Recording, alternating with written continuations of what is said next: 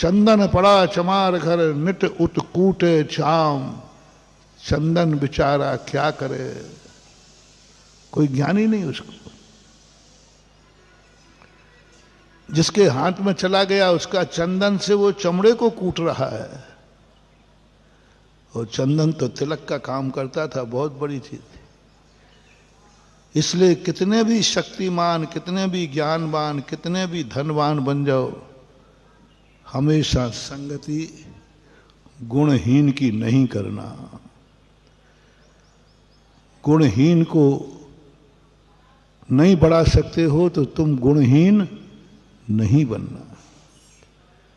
ज्ञानवान व्यक्ति ज्ञानहीन की संगति ना करे, चारित्रवान व्यक्ति चारित्रहीन की संगति ना करे, धनवान कभी धनहीन की संगति ना करे, पुण्यवान कभी पुण्यवान की संगति ना करे, साधु कभी असाधु की संगति ना करे, सज्जन कभी दुर्जन की संगति ना करे, अच्छे इज्जत वाला व्यक्ति बेइज्जती वाले की संगति ना करे, अन्यथा उसके ऊपर भी छांटे आए बिना नहीं रहेंगे, आएगा ही आएगा। कुलहीन यदि कुल कलंकित है, कितनी अच्छा व्यक्ति जन्म जाए लेकिन उसको लोग कलंकित ही कहे।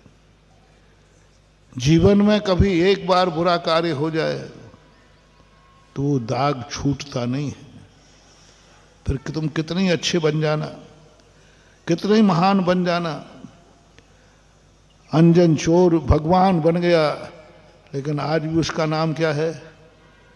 अंजन चोर कहते। देखो सिद्ध भगवान बन गया, हम भी उसको नमोस्तु कर रहे हैं, लेकिन किसको कर रहे थे महाराज? हम मेरे से भी पूछोगे महाराज आप नमोस्तु किसको कर रहे थे?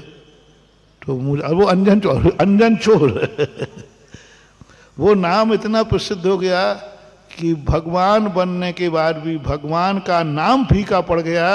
अंजन चोर का नाम इतना बड़ा, आज उसकी पहचान है, आज उसकी पहचान है। इसलिए दाग छांटे, बुरे लोग, बुरी संगति का एक बार अपनी जिंदगी में आ जाए फिर वो दाग छूटता नहीं। एक व्यक्ति के जूता वाला कहलाता था, पाटा वाला, जूता वाला। उनके परिवार के लोग कभी बेचते होंगे जूते। मेरा हार हुआ, बोले महाराज जी आप जितने करोड़ रुपया कहो उतने करोड़ रुपया दान दे दूं, शिखर जी की 108 वंदना कर लो। पर ये हमारे दादाजी बेचते थे जूता, वो तो मर गए, लेकिन आज भी सारी दुनिया में यही कहते हैं कि ये जूता वाले। और मेरे भी हवा क्या उड़ी, महाराज के आहार कहाँ हुए? पेपर में आ गया, सब में, टीवी में आ गया, सब में देखा जूता वाले के आहार हुए महाराज। महाराज जी ये दाग आप छुड़वा दो, कुछ भी करो। मैंने कि भैया नहीं छूटेगा तुम 1 करोड़ रुपया दान भी दे दोगे तो भी निकलेगा। किसने दान दिया? जूता वाले ने दिया। वो आएगा ही आए, कुछ भी करो। तो कुछ ऐसे टाइटल होते हैं जो निकृष्ट होते हैं, अच्छे टाइटलों को फिर भी हम फीका कर देते हैं। एक व्यक्ति को इज्जत बनाने के लिए सारी जिंदगी लग जाए, लेकिन इज्जत बिगाड़ने के लिए एक क्षण में इज्जत बिगड़ जाएगी। वो इज्जत बनाने में सारी जिंदगी लगा दी तो बना पाए कोई जरूरी नहीं है, लेकिन बिगाड़ने में एक क्षण में इज्जत बिगड़ जाएगी। 1 सेकंड लगता है, जिंदगी का किया हुआ सारा का सारा मुठिया मिल हो जाता। 100 गुण 1 दुर्गुण ढांक देगा। 100 अच्छाइयां यदि 1 बुराई आ जाए तो 100 अच्छाइयां भी होंगी तो भी वह अच्छे में इतनी ताकत नहीं है कि वो बुराई को ढांक दे।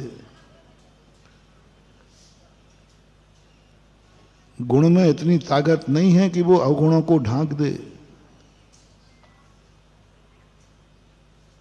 लेकिन अवगुणों में, बुराइयों में जरूर ताकत है कि वो तुम्हारी अच्छाइयों को ढांक सकती है।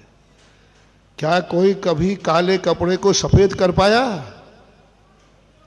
लेकिन सफेद कपड़े को आज तक कोई काले कपड़े को सफेद, लेकिन सफेद कपड़े को काला तो सबने किया। होते ही देखे जाते। अच्छाइयों को तो बुराई में बदलते देखा है, और वो अच्छाइयों के दाग भी समाप्त हो गए, लेकिन बुराई का दाग एक बार आ जाता है जिंदगी में, उसको अच्छाई में नहीं बदल पाते। वो तो लग गया तो लग गया। इसलिए नीतिकार कहते हैं अब उस व्यक्ति के उन दोस्तों को दोनों को एक साथ रखो, दोनों एक ही क्लास में रहें, या तो इसको पास करो या उसको फेल करो। क्यों? जिज्ञासा समाधान में तुम लोग हमसे कैसे कैसे प्रश्न पूछते हो? ऐसे कि ये भी नहीं सोचते कि इतने जल्दी महाराज कैसे बता पाएंगे। तो भी मैं बताता तो हूं। अब सुबह मैं तुमसे पूछ रहा हूं, दोनों की जोड़ी टूटना नहीं चाहिए। एक फेल निश्चित होगा और एक निश्चित पास होगा, दोनों एक क्लास में बने रहें, क्या उपाय है? फेल वाले ने तो हथियार डाल दिए, तुम कुछ भी करो, मैं पढ़ने वाला, उसकी बुद्धि नहीं है। अब दोनों को एक क्लास में रखना, दोनों दोस्त की दोस्ती टूटना नहीं चाहिए, क्योंकि अनन्य दोस्त हैं, जन्म के दोस्त हैं। यूं मानो दोनों ट्विंस हैं।